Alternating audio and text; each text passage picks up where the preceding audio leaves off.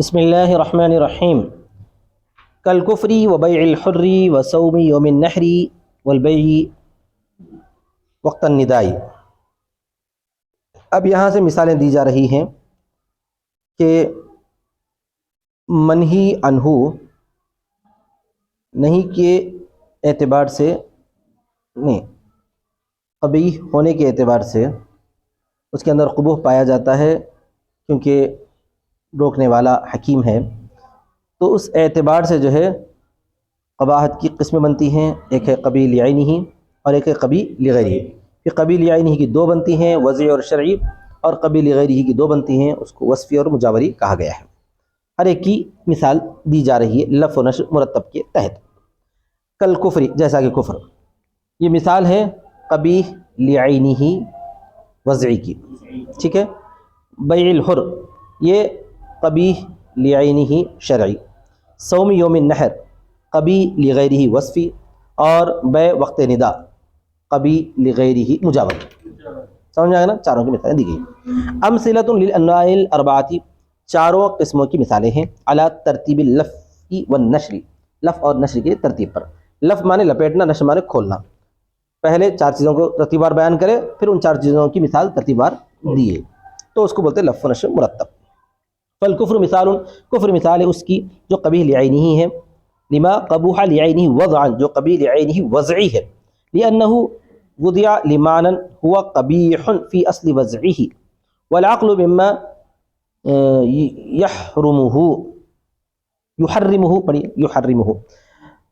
اور اس لیے کہ وہ وضع کیا گیا ایسے معنی کے لیے جو قبیح ہے اصل وضع میں۔ کفر اصل وضع ہی میں قبیح ہے، اصل وضع ہی میں قبیح، کیونکہ کفر کا مطلب کیا ہے؟ منعم کی ناشکری کرنا، انعام کرنے والے کی ناشکری کرنا۔ فی اصل وضعہ، والعقل مما یحرم، اور عقل ان چیزوں میں سے جو اس کو حرام کرتی ہے۔ لو لم یرد علیہ الشرع، اگر اس پر شریعت وارد نہ بھی ہوتی، اگر شریعت نہ بھی آتی تو عقل ہی کفر کو کیا کرتی تھی؟ حرام کرتی تھی۔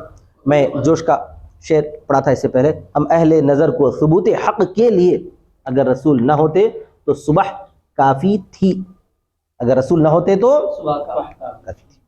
سمجھ میں آ گیا نا سب؟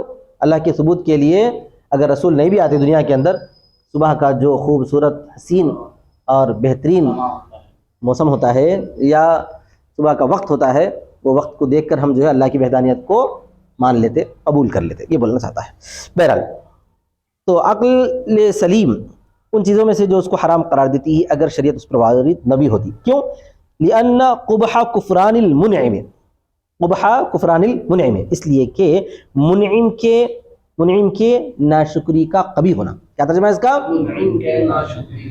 منعم کی ناشکری کا قبیح ہونا۔ مرکوز فی العقول السلیمہ، عقل سلیم کے اندر گڑی ہوئی بات ہے۔ مرکوز بولے تو عقل سلیم کے اندر گڑی ہوئی، مرکوز پر گڑی ہوئی، پھر عقل سلیمہ بولے تو عقل سلیم۔ عقل سلیم کس کو بولتے ہیں؟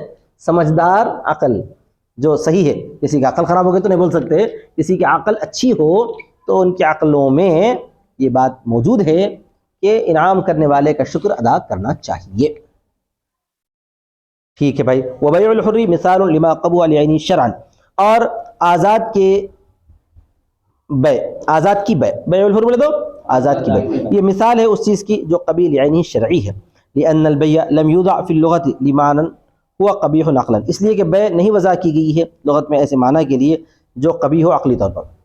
بیع جو ہے ایسے معنی کے لیے وضع نہیں کی گئی ہے لغت میں، جس کو جو ہے ہم کیا سمجھتے ہیں؟ عقلی طور پر بری نہیں بتاتی ہے بیع، بیع عقلی طور پر کسی کو برا نہیں بتاتی ہے۔ وَإِنَّمَا الْقُبْحُ فِيهِ لِأَجْلِ أَنَّ الشَّرْعَ فَسَّرَ الْبَيْعَ بِمُبَادَلَةِ مَالٍ بِالْمَالِ، لیکن شریعت نے اس کو بتایا آپ کو کہ بیع نہیں ہے، یہ بیع نہیں ہے۔ بیع کے اندر کیا ہوتا ہے؟ مال کا تبادلہ مال سے، اور آزاد مال نہیں ہے، اور آزاد مال نہیں ہے، لہذا یہ بیع نہیں ہو سکتی، باطل ہے۔ آئی بات سمجھ میں؟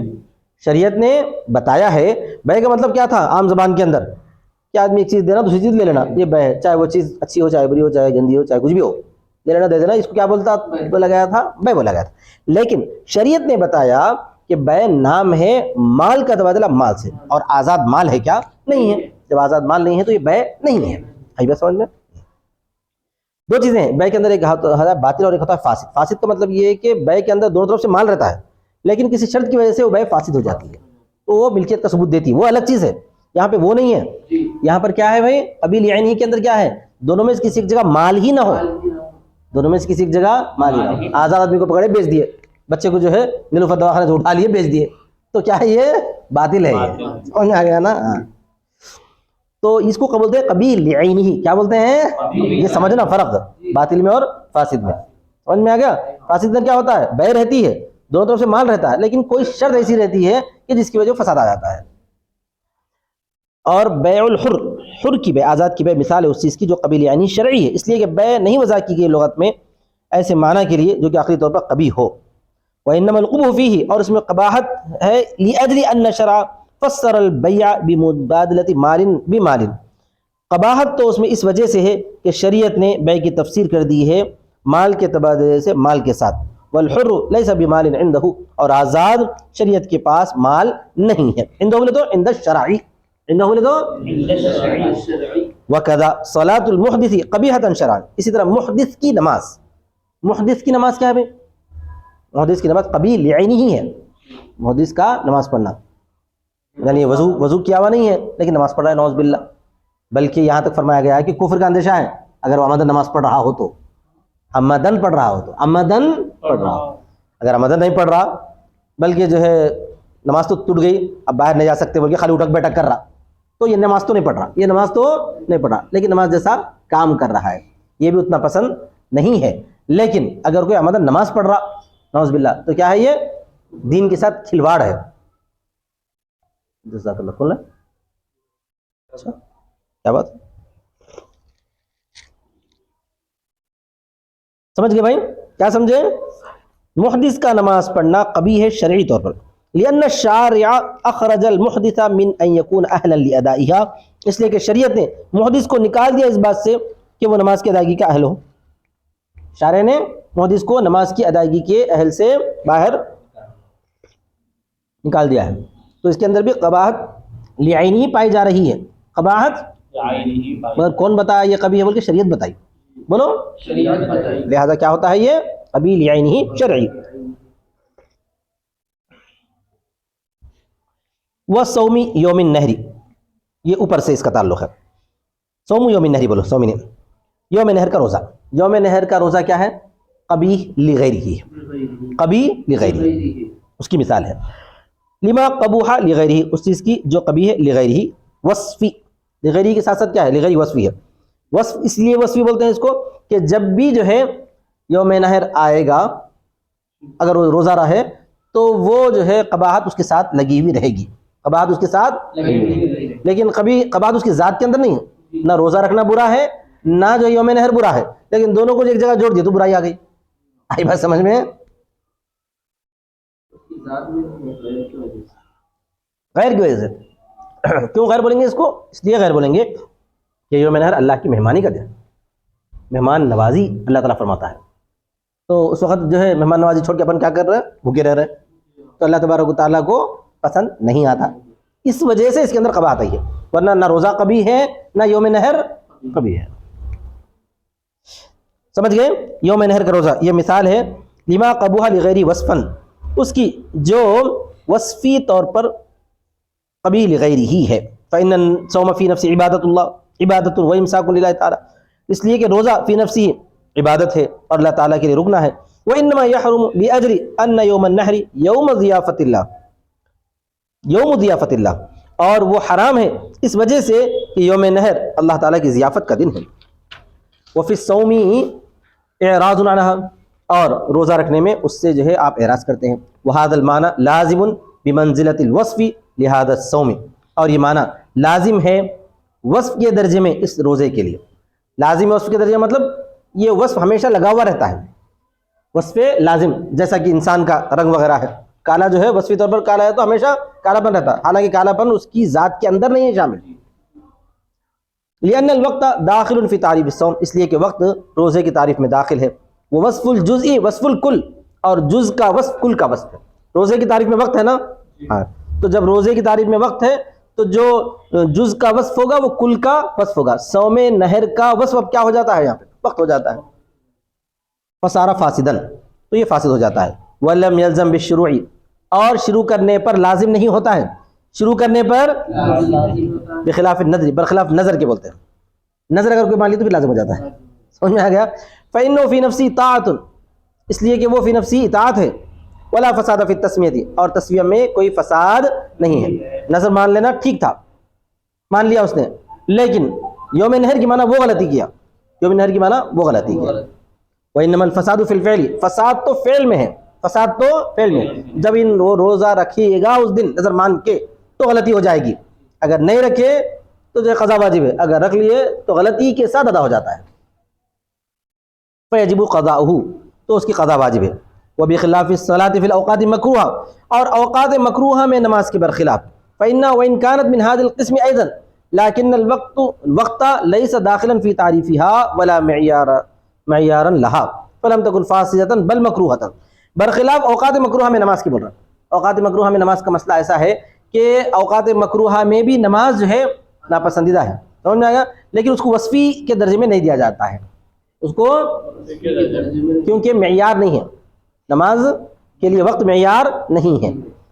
فإنها وإن كانت من هذا القسم، اگرچہ کہ یہ اس قسم میں سے ہے، اگرچہ کہ یہ اس قسم میں سے ہے، اس قسم میں سے مطلب یہ ہے کہ قبیل غیر وصفی کی قسم میں سے ہی آتی ہے، لیکن وقت چونکہ اس کی تعریف میں داخل نہیں ہے، لیکن وقت چونکہ اس کی تعریف میں داخل نہیں، اسی وجہ سے اوقات مکروہ میں اگر کوئی نماز شروع کر دیا نفل نماز تو لازم ہو جاتی ہے۔ روزہ اگر یوم نحر میں شروع کرا تو لازم نہیں ہوتا، روزہ اگر شروع کرے تو لازم نہیں ہوتا، لیکن نماز اوقات مکروہ میں شروع کرے تو لازم ہو جاتی ہے، کیونکہ قبیل غیر وصفی یہ بھی ہے وہ بھی ہے، لیکن وہاں پر وقت جو روزے کی تعریف میں داخل تھا یا وقت نماز کی تعریف میں داخل نہیں ہے تو فاسد نہیں ہوتی بلکہ مکروہ ہوتی ہے۔ تلزم بالشروع، شروع کرنے سے لازم ہو جاتی ہے، ویجب القضاء بالافساد، اور قضا واجب ہوتی ہے فاسد کرنے سے۔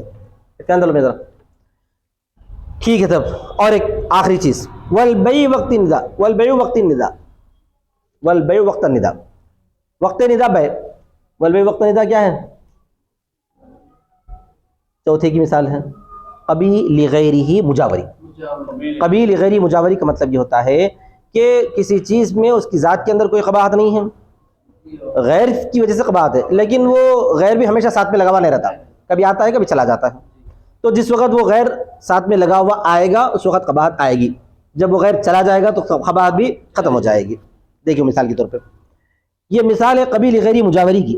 فإن البيع في ذاته امر مشروع مفید للملک، اس لیے کہ بیع اس کی ذات میں امر مشروع ہے، ملکیت کا فائدہ دیتا ہے۔ وإنما يحرم وقت النداء، اور وہ تو حرام ہے وقت ندا، وقت ندا مطلب جمعے کی اذان کے بعد، یا وقت بول کر بعد مراد ہے، وقت بول کر بعد مراد ہے۔ لأن في ترك السعي الى الجمعة الواجب بقول تعالی فسعوا الى ذکر الله وذروا البيع، اس لیے کہ اس میں اس سعی کو چھوڑنا ہے، اس لیے کہ اس میں اس سعی کو چھوڑنا ہے جو جمعے کی طرف واجب تھی، جمعے کی طرف واجب سعی کو چھوڑنا لازم ہوتا ہے نا، اللہ تعالیٰ نے جمعے کے لیے اذا دودھ یا رزق دی میں ہے، جب آواز دی جائے نماز کی طرف تو تم اللہ کے ذکر کی طرف دوڑو، تو وہ دوڑنا چھوڑ کے کیا کر رہے ہیں؟ اپن بیٹھ جا رہے ہیں یا کاروبار کر رہے ہیں، تو اس وجہ سے ممانعت ہے، اس وجہ سے ممانعت ہے۔ لیکن وَهَذَا الْمَعْنَى مِمَّا يُجَاوِرُ الْبَيْعَ فِي بَعْضِ الْأَحْيَانِ فِيمَا إِذَا بَاعَ وَتَرَكَ السَّعْيَ، اور یہ معنی ان چیزوں میں سے ہے جو بیع کے پڑوس میں آتا ہے، مجاوری ہوتا ہے تو بیع کے پڑوس میں آتا ہے، یعنی کبھی لگتا ہے کبھی ساتھ نہ لگتا۔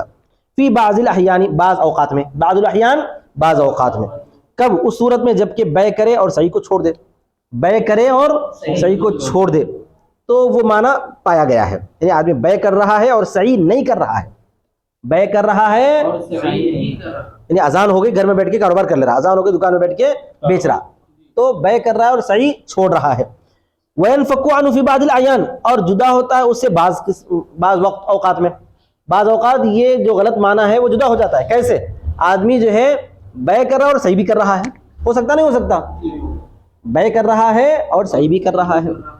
فیما اذا سعی الجمعۃ وباع فی الطریق، اس صورت میں جب کہ وہ سعی کر رہا ہے جمعے کی طرف اور راستے میں بیع کر رہا ہے، راستے میں بیع کر رہا ہے، سمجھ میں آ گئی بات؟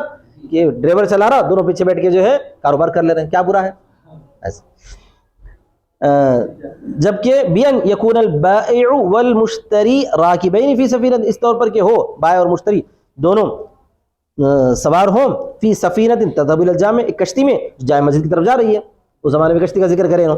وفیما اذا لم یبیع ولم یسعى الى الجماعۃ، اور اس صورت میں بھی جدا ہو جاتا ہے، اس صورت میں بھی جدا ہو جاتا ہے جبکہ یہ آدمی کیا کر رہا ہے، بیٹھ رہا ہے، نہ بے کر رہا ہے نہ صحیح کر رہا ہے، خالی کیا کر رہا ہے، بیٹھ جا رہا، نہ بے کر رہا نہ صحیح کر رہا. اس وقت بھی یہ دونوں معنی جمع نہیں ہوئے، لیکن اس کا یہ بیٹھنا بھی غلط ہے، اس کا یہ بیٹھنا بھی غلط ہے. آئی بات سمجھ میں؟ تو جو ہے سعی وقت کیا کہتے ہیں، بے وقتاً ندا، ایک صورت میں جو ہے وہ دونوں چیزیں اس میں جمع ہو رہی ہیں. کون سی صورت میں؟ اس صورت میں بے کر رہا ہو اور صحیح ترک کر رہا ہو، باقی دو صورتوں میں جمع نہیں ہو رہی. دوسری صورت کیا ہے، بے کر رہا ہو اور صحیح نہیں چھوڑ رہا ہو، صحیح بھی کر رہا ہو. تیسری صورت کیا ہے، نہ بے کر رہا ہے نہ صحیح کر رہا ہے. بل اشتغل بلہو آخر، بلکہ وہ مشغول ہے دوسرے لہو میں. فقط البیع، فحاز البیع، فحاز البیع، فقط نہیں، یہ بے ایسی ہے جیسے کہ غاصب کی بے ہے، یہ بے ایسی ہے کہ غاصب کی بے ہے. یفید الملک بعد القبض، قبضے کے بعد ملکیت کا فائدہ دیتا ہے. غاصب کے مطلب کسی دوسری چیز کی چیز غصب کر لی، غصب کر کے اپنے پاس رکھ لیے، کوئی آدمی آیا تو بیچ دیے، اب خریدار کیا کرا، لے کے چلے گا تو انہیں قبضہ کر لیا نا، قبضہ اس کی ملکیت کا فائدہ دیتا ہے. پھر اگر جو اصل مالک، انہیں تو مالک نہیں تھے، اصل مالک آیا تو کیا کرنا پڑتا، وہ مالک کو پیسے دے دینا پڑتا، انہیں بیچے سو. سمجھ میں آ گیا نا؟ ہاں ایسا. مگر خریدار کو جو ہے ملکیت ثابت ہو جاتی، خریدار کی وجہ کیا ہے، چونکہ مال ہے، اگرچہ کہ دوسرے کا ہے مگر کیا ہے، مال ہے. آئی بات سمجھ میں نہیں آیا؟ یہ ایسے ہو گیا جیسا کہ غاصب کی بے ہے جو ملکیت کا فائدہ دیتی ہے قبضے کی بات. ومثل وطی الحائز، اور اسی کے مثل ہے حائزہ کی وطی. اسی کی مثل کیا ہے، حائزہ کی. کس کی مثل ہے، قبی لغیرہ مجاوری. من حیث انہا منکوحتہ، اس حیثیت سے کہ وہ منکوح ہے، اس حیثیت سے کہ انہیں منکوح ہے، منکوح ہونے کی حیثیت سے اس کا بضاع ناکے کے لیے حلال ہے. وانما یحرم لاجل الاذى، اور وہ حرام ہے کیوں، اس وقت گندگی کی وجہ سے، اس وقت جو ہے اس کا تکلیف، گندگی دو ہی بول سکتے ہیں، گندگی کی وجہ سے کیا ہے وہ حرام ہے.